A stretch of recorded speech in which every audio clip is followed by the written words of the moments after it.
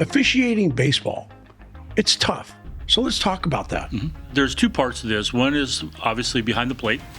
Without doubt, that's the most complicated, simply because you're trying to follow a baseball. It's going plus 70, 80, 90 miles an hour, and you're trying to track it to a 17-inch plate that's 4 feet in front of you, and trying to call it a ball and a strike. And along with that, you're trying to see if it hit them, interference. You have a lot of things that you're working on behind the plate, and it's complicated. Welcome to the Powerhouse Podcast, presented to you by Sac Life TV. Hi, this is Topo Padilla, and I want to thank my family at Greg Padilla Bail Bonds for sponsoring the Powerhouse Podcast. We are always involved in the community, so if you ever find yourself in need of calling a bail bonds, you can call us at 446-BOND or find us at PadillaBailBonds.com. Sac Life TV and the Powerhouse Podcast want to thank Mosley Collins for his unwavering support of our podcast that keeps people informed. If you ever need legal help, call Mosley Collins Law at 444-4444.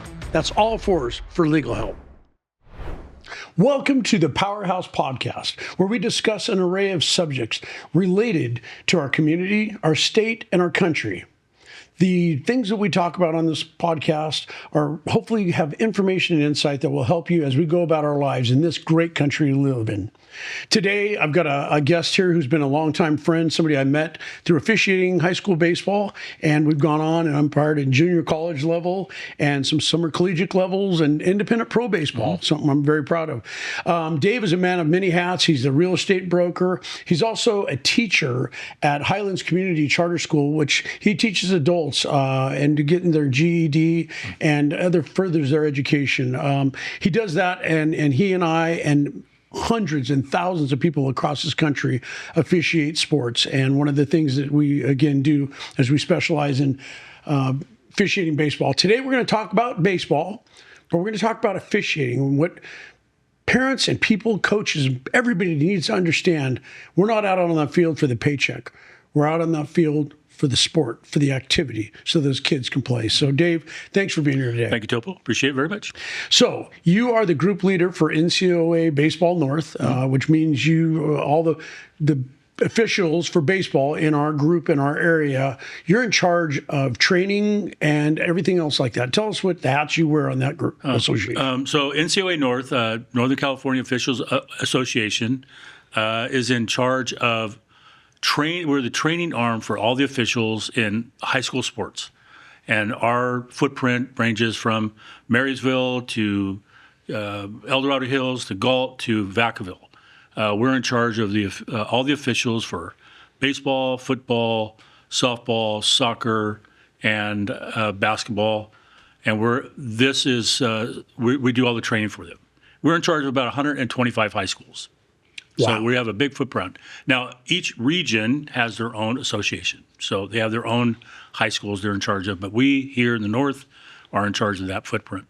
And just to make it clear for today's episode, we're talking about officials, whether it's Little League or some youth sports league, college, all the way up to the pros. I mean, we're not going to certainly not speak for them today, but every activity needs an official. And what we do at the NCOA group is what you just said. And I've been I've been umpiring for 27 years, and you? Well, ironically enough, you were one of my first instructors 16 years ago. And you were one of my mentors, and thank you. Well, I didn't say that for that reason, but thank you. And I tell you, we both do what we do for the sport, but to help people get better and better. As Brian Rose said the other day, we get better and better with reps, and it takes thousands of reps, not hundreds. We're very fortunate to have a guy like Brian and Bill Swanson and many of these people that are part of our group that have officiated at the professional level. Right. And they're here teaching us as high school umpires. Free. Talk about that. So, yeah, we're very fortunate. In our organization, we have, and I'll just speak baseball. We have people who have done professional baseball, AAA baseball, Division I baseball, and they're still in it. Some have retired, still doing high school baseball, but they just want to give back, and they're part of my instructor a team, and they don't get paid. I don't get paid. Our organization, our board of directors really don't get paid a lot, but it's for the love of the game. Most of us who come from a background, something to do with baseball, either coaching, playing, whatever, and we do it for what Topo said, what she said, just the overall desire to stay on the field somehow. And you and I could talk about. I remember one time I was on a game, doing a game and it doesn't matter where. And I didn't know the guy, and I got off the field, and we were in after the game and talking about the game. Hey, what have here? And you got to have thick skin. It's okay to get. I want to get better. And I'm sitting there listening to this guy talking about. I'm like, who in the heck is this guy? His last year was umpiring at the AAA level of baseball, and he was out here doing a high school baseball game. Probably Scott. Evan Scott, yeah. It's pretty neat. So let's focus on baseball. But this can stand true for basketball, football, volleyball, swimming, any sport. Let's talk about baseball, because we have one of the smallest balls next to golf. Officiating baseball, it's tough. So let's talk about that. So there's two parts to this. One is obviously behind the plate. Without doubt, that's the most complicated. Simply because you're trying to follow a baseball. It's going plus 70, 80, 90 miles an hour, and you're trying to track it to a 17-inch plate that's 4 feet in front of you, and trying to call it a ball and a strike. And along with that, you're trying to see if it hit them, interference. You have a lot of things that you're working on behind the plate, and it's complicated in the sense that there's a lot of moving parts, and especially when you get onto the field, you're the base umpire. You're with the two-man system. We only have two umpires, and you're trying to get a guy that touches a base before the ball gets there from either 10 feet away or 40 feet away, and you have to be trained. You have to be good eyesight and good management of your time, and make an appropriate call. So it's a judgment call. And along with that, you also have to identify and recollect the rules. So if something happens at first base to where they collide, you have to be Johnny on the spot, know the rule, interpret it within a millisecond, as well as make a call. So there's a lot of moving parts that I think that, in fact, I know the normal person doesn't follow, doesn't understand, but it's hard. There's a lot of moving parts.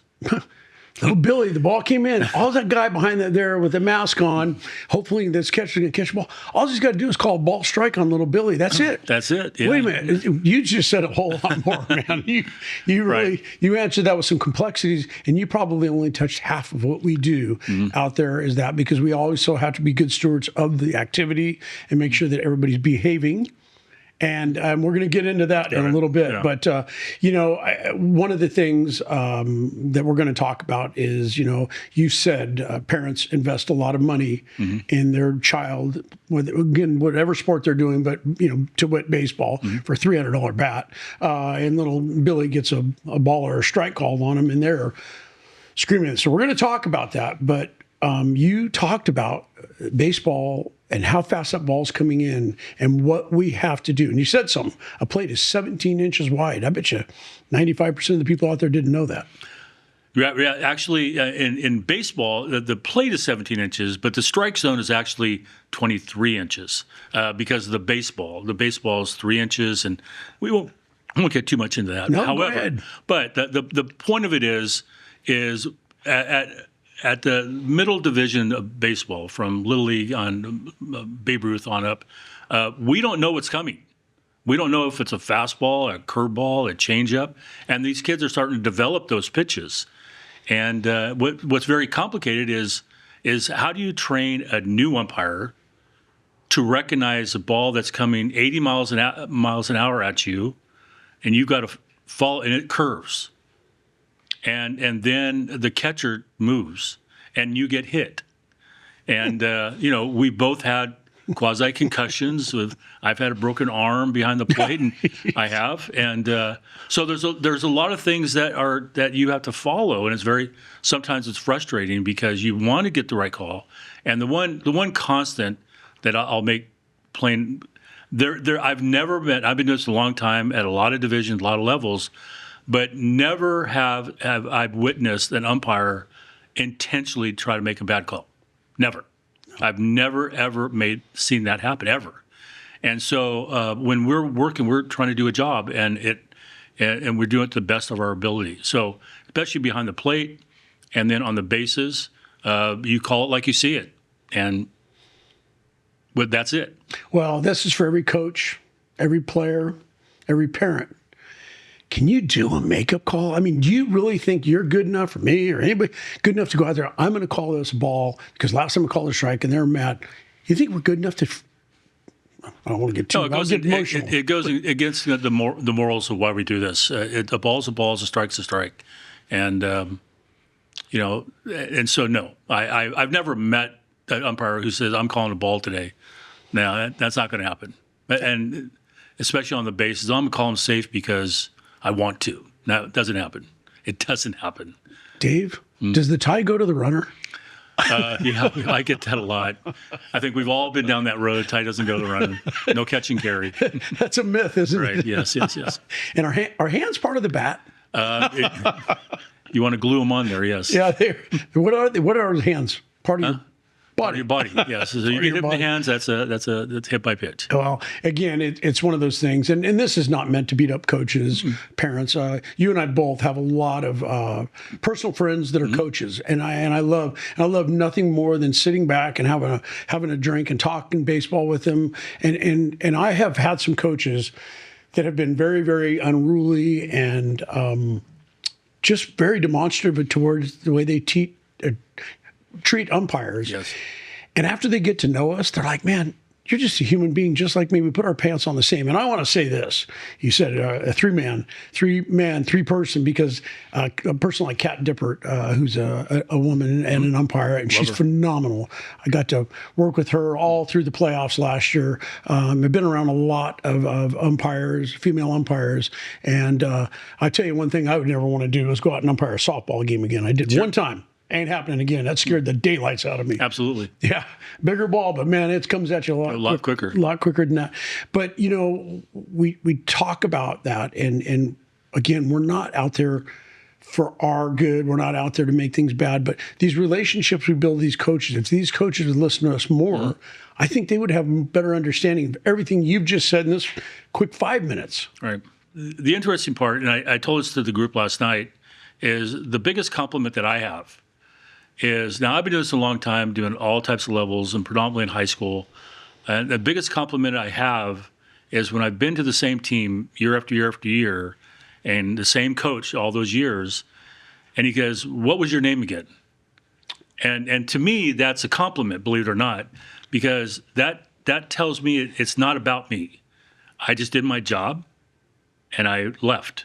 It wasn't about me. I didn't showboat. I didn't do anything. I just called the game as I saw it, and I walked off. And that was a compliment to me.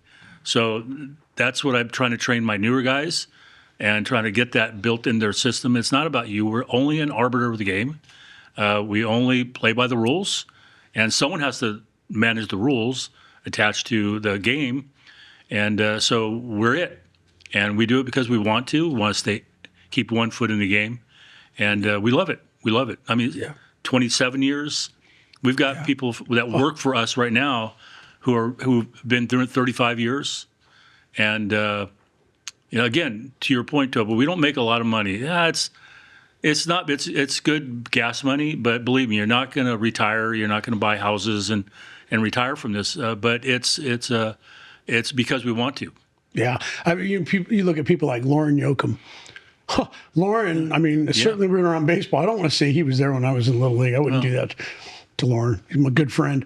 But he's been doing it a long time. I listen to how long he's been umpiring baseball. I'm like, number one, how do you stay interested? But number two, physically. But our class the other night, and so I want to talk about training. It has been awesome to see where we're getting out, and I want to give a shout out to Grant High School. They are allowing us to use their field for our training. It's great because it is a beautiful artificial field. Lights. And it's colder than heck, but the training we go through. Let's talk about that. What we do for our officials. So right now we have two segments. We have our new group of people who've come in to our organization, and we have a special training for them, kind of get them acclimated to how the gear works and how the system works and how to umpire. And then we have another segment for our veteran guys, and we have a complete training system for them. Per high school rules, you have to have so many hours of training before the season starts. You have to pass a test, the rules test. And my guys, our guys, they're committed. We have 156 umpires, and we go through 3 hours a night. Like at Grant, like you were saying, we're at Grant High School from 6 o'clock till 9 o'clock. And getting them off the field is sometimes tough, especially the veterans. The new guys are just a sponge, and they did not know that there's this much involved with umpiring. They've been a spectator and a dad and what with the kids, and they have a blast. So watching them take off their helmet, put the right hat on, that's what's for us is enjoyable. And the other part is as we go through this, as you know, watching a kid develop, an official develop, and then they go to Division I, pro school, et cetera. That's rewarding for us. Isn't that cool? That's and I cool. gotta tell you, Sacramento's a baseball town, as we know. And I didn't, you always heard that. And you're thinking, oh, why Sacramento? It's because of our weather. Believe it or not, we do have weather. But when does it start raining in Sacramento? About a month ago. But no, when is it really? Right During baseball first day of baseball. baseball season. Ask us. And so, yeah, it does do that. And again, the training we do the other day, I got a hold of Dave before one of our classes. I said, man, I don't know about doing this class tonight. It was Monday night. The National Football Championship game was on. We're not going to have much of a turnout. I'm worried about us going out there and having 20 people. We had almost everybody there. 94 people out there. 94 people. And I'd love more than anything. And I did this. I was the umpire in chief at Whitney Little League. And I got sick and tired to hear I was a newer umpire. I got sick and tired of hearing from all these coaches. I made it a rule if you're one of the coaches or whatever on the team, you have to come and umpire a game. I made him do it. And I said, everybody's going to umpire because you're going to see what we go through and what we do. And it ain't as easy as you think. So I did that, but I would love anything more than anything. And I've got some good friends. I won't mention any of the coaches' names that I know, that we know, but I'd love to have them come out to one of our training nights and see what we do, see what we go through. I bet you it would change their perspective and the way they communicate with us on the field. Well, and that's the benefit of us using places like Grant and Del Campo and Jesuit and some of these schools, because we get to the coaches. And then the players get to see what we do. And they get to see how much work. We're just not a body out there that they can yell at. And we'll talk about that in a minute. But at the end of the day, they get to see what we do. And they're involved and they love it. So, yeah, it's very rewarding. I think that coaches should have a better step into what they're doing. And I'm going to give a shout out to Jesuit and Absolutely. Coach Joe Patolny, Coach P, who's coached kids in this community for over 40 years. I met him when I was a little guy, and he's not that much older than me, but I was little. But there's going to be, this coming week, there's going to be over 100 umpires, officials out in 6 cages that they have at Jesuit, honing their art on balls and strikes. Plate work, yeah. So we're making everyone come in with their gear. Last year we did it. It was raining. Jesuit has a phenomenal facility. We thank them for letting us use it. But yeah, we'll have 120 people out there. And thank you for offering some catching opportunities. But we have pitching machines and getting people plate work. So plate work is a unique craft, but it is a necessary part of the game that we have to have, and understanding how it works. Yeah, it's not as easy. It's not as easy. It's easy when it's not easy, or it's hard when it's not easy, some of those things. Before we get to parents, we were talking about strike zones earlier, and I want to talk about one of the biggest problems that we have is cameras and video. And we're not against it, but you look at Major League Baseball now, what they're doing. Again, I don't even want to talk about that, but everybody sees that little strike zone, that little square strike zone on TV. What say you about that little square strike zone? It's frustrating because, I think that the levels you and I have done, they have what's called TrackMan, and TrackMan is for umpires to see how we're calling a game. But what you don't see on TV is that the TrackMan is gauged for each player.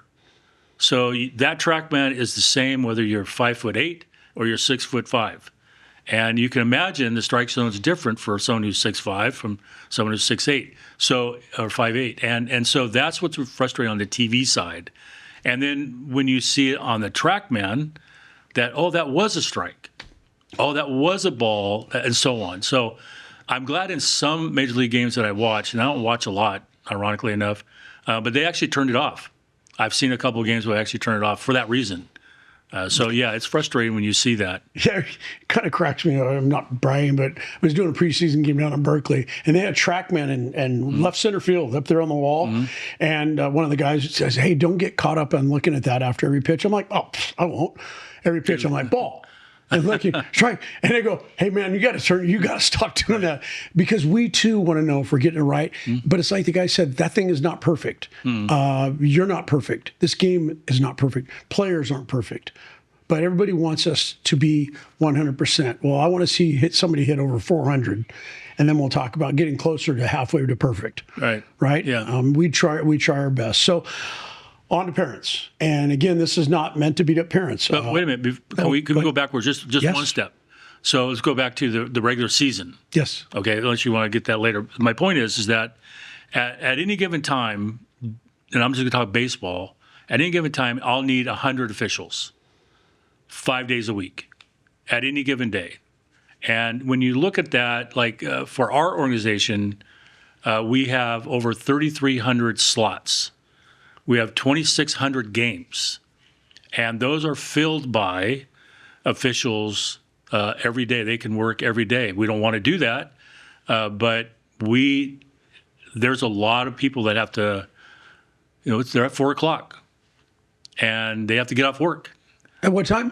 It matters where they got to go, right? Yeah, where they go. So if they live in Sacramento, have to drive to Davis, it's only 20 minutes, yes, but they have to be there a half hour early. And so, there's a something to be said about the devotion we have to this, the commitment we've made, and the sacrifices that we've made to get off work, take off early, get to the game, 2.5 hour game, then go home. So, yeah, it's a big commitment on our side. So, like I said, at any given time, we'll need 100 to 140 officials per day. And we are just talking about baseball. Yeah.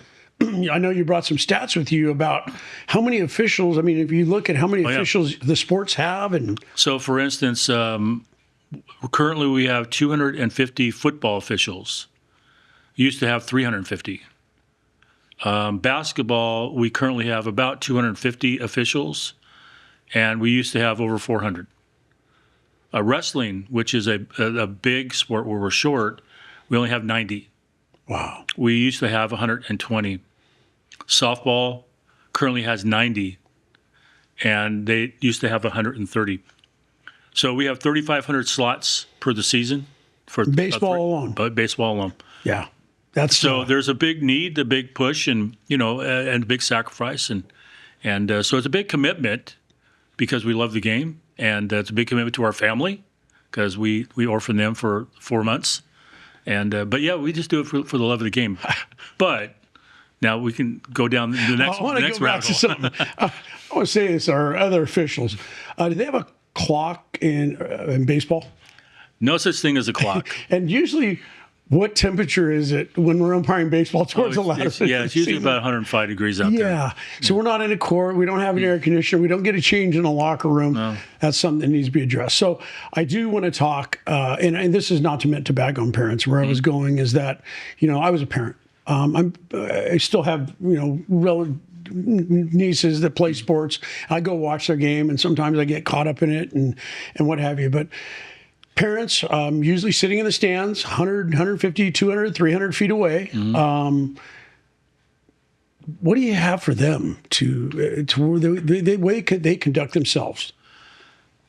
That seems to be a contention that we've had for the last couple of years, and I don't really have an answer for that other than the commitment that umpires have made to the craft is one that the parents need to understand, that we're there for 2 hours doing the best we can, And do we make every call right?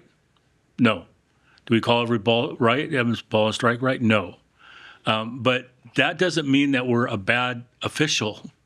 And for what I'm seeing is, you made a comment earlier that there's so much invested in kids nowadays that from they're playing travel ball, they're going across the country playing every weekend, and they're spending a lot of money, and that one out is not going to deter them from getting a scholarship.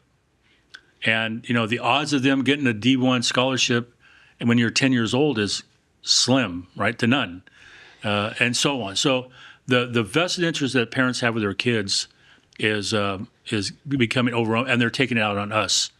And remember, there's only two of us. And we've got to – I don't have that magic wand to explain how to curb it and stop it, but it is keeping more officials from coming to the industry. That's kind of where I was going with this. It is. I think that's part of our depletion. And I know that a few years ago, a real horrific thing happened at a baseball field, and two of our very good friends were physically accosted. Yes. And one of the wives of one of our officials was hit.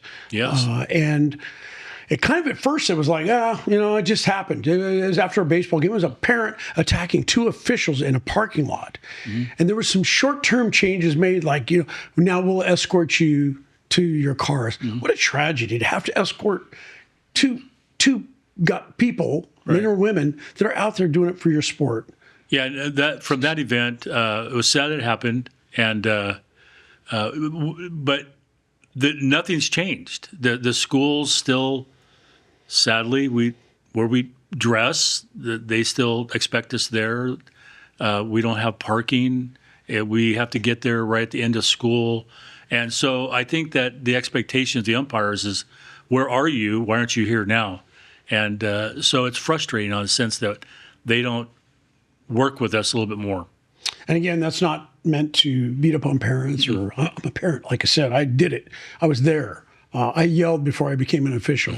How do people get involved becoming an umpire, say at the high school level, or if they want to do their little league, but how for the NCOA group? So our website is NCOABaseball.com, and it's up and running. We've had it our group has been here for 64 years now, and our website will direct you to all the training, all the testing, everything you need.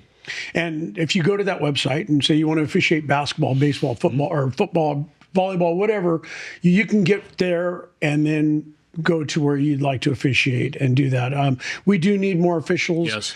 We do it for the love of the sport. We do it for the kids. We don't do it for ourselves. Well, it's selfish that we do. We love being out there. Yes. Otherwise, we wouldn't do it. But Dave, I can't thank you enough for taking time out of your busy day. Thank you. You're a great teacher. You are a great mentor. What you and Brian Rose and Mike Green and our group of instructors are doing out there for our umpires is just making us even that much more professional. Yes, thank you.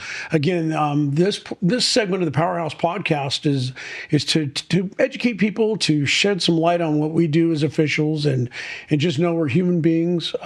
We have feelings. We do have earplugs. We really don't hear you. We're focused on in between the lines, whether we're on a basketball court or football stadium or anywhere we are. So thank you again for being here. To all of those who are out there at next sporting event, next time, take a look at the official. So thank you for tuning in to the Powerhouse Podcast. Hi, this is Topo Padilla, and I want to thank my family at Greg Padilla Bail Bonds for sponsoring the Powerhouse Podcast. We are always involved in the community, so if you ever find yourself in need of calling a bail bonds, you can call us at 446-BOND or find us at PadillaBailBonds.com. Sac Life TV and the Powerhouse Podcast want to thank Mosley Collins for his unwavering support of our podcast that keeps people informed. If you ever need legal help, call Mosley Collins Law at 444-4444. That's all fours for legal help. Well, thanks for tuning in to the Powerhouse Podcast, where we bring you fair and balanced discussions on the issues shaping our community. We welcome your input, opposing viewpoints, and guest recommendations, because every voice matters. Have a topic or a guest in mind? Email us at php@saclife.tv.